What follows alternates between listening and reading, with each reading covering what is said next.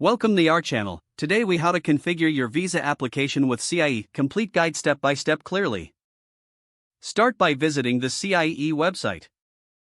Navigate to the visa application section.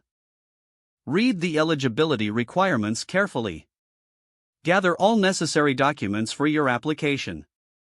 These typically include your passport, photos, and financial statements.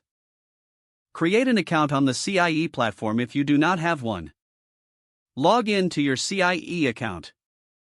Select the visa type that corresponds to your program. Fill in the required personal information in the application form. Ensure that all information is accurate and up to date.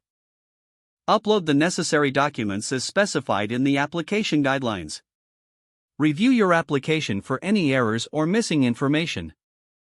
Pay the application fee through the provided payment options. Double-check your payment transaction to confirm it has been processed. Submit your visa application once you are sure everything is complete. You will receive a confirmation email acknowledging your submission. Keep track of your application status through the CIEE portal.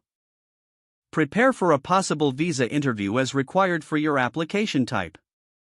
Follow any additional instructions provided by CIEE throughout the process. Make sure to stay informed about any updates regarding your visa status. Once your visa is approved, review the details before travel. Plan your travel arrangements as per the visa guidelines. If the page does not load, refresh the browser or try again in a private or incognito window. Make sure you are using the correct email address, then retype it carefully to avoid small typos. If your password is not accepted, use the reset option and create a new strong password you can remember. Check your spam folder for verification or security emails, then complete any requested confirmation steps. Enable two-factor authentication if available to improve account security and reduce unauthorized access risk. After signing in, review your profile details so your contact information and settings are accurate and current. Don't forget to like this video and subscribe to our channel for more step-by-step tech guides.